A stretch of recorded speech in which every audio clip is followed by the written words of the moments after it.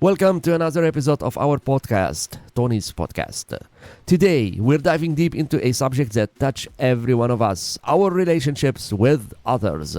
Whether it's with family, friends, coworkers, or even strangers. We all relate to people in different ways. But sometimes, we fall into the trap of seeing these relationships through black and white lenses, right or wrong, friend or enemy, good or bad. This kind of thinking can limit our understanding and prevent us from seeing the richness that lies between the extremes. So let's talk about how we can break free from black and white thinking and embrace the complexities of human relationships. When we view people and relationships through a black and white lens, we're often dealing with a mindset known as dichotomous thinking.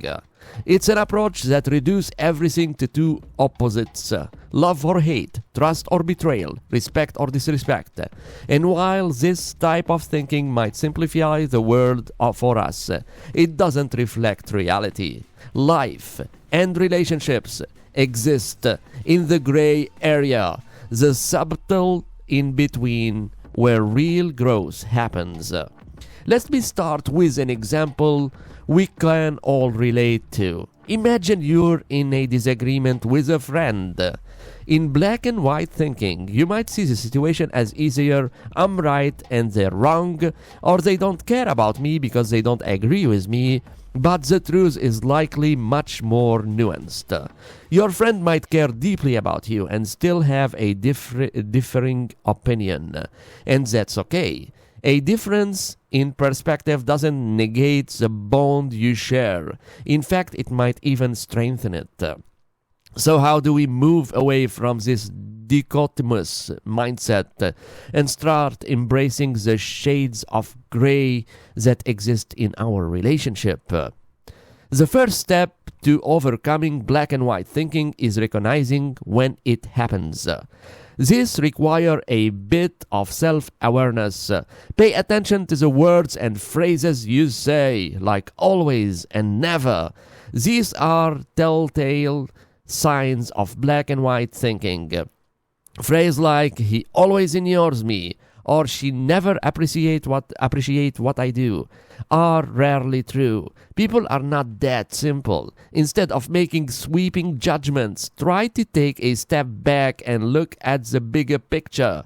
It is really always or never, or are there specific moments or circumstances that lead to these feelings?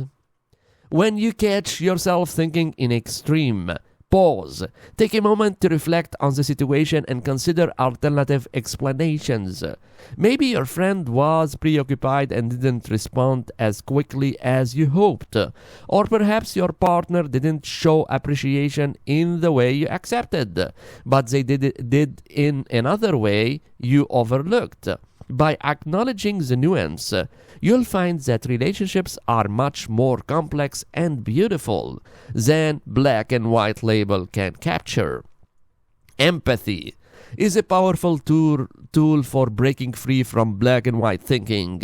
When we put ourselves in another person's shoe, we begin to see the world from their perspective. Suddenly, their actions and words make more sense. They're no longer just right or wrong. They're human. Let's say you're frustrated with a colleague who hasn't met a deadline. Black and white thinking might lead you to believe that they're simply irresponsible. But if you take a moment to consider their perspective, you might realize that they're juggling multiple responsibilities, dealing with personal challenges, or facing obstacles you weren't aware of. Empathy opens the door to understanding. It allows us to move beyond judgment and see the whole person, not just the part of them that frustrate us in the moment. And when we understand, we're more likely to find compassion, patience, and solutions. We live in a culture that often glorifies perfection. We accept ourselves and others to be flawless. But the truth is we're all imperfect. And that's okay. In fact, it's what makes us human. In relationships, black and white thinking can cause us to hold people to impossible standards. We expect our partners to be always understanding, our friend to be always supportive, our coworkers to be always reliable, but no one can meet these expectations. When they fall short, we may feel disappointed, betrayed, or even angry. But what if we embraced imperfection? What if we allowed ourselves and others to grace to be flawed? Instead of seeing a mistake as a failure or a flaw as a reason to distance ourselves, we could see it as an opportunity for growth.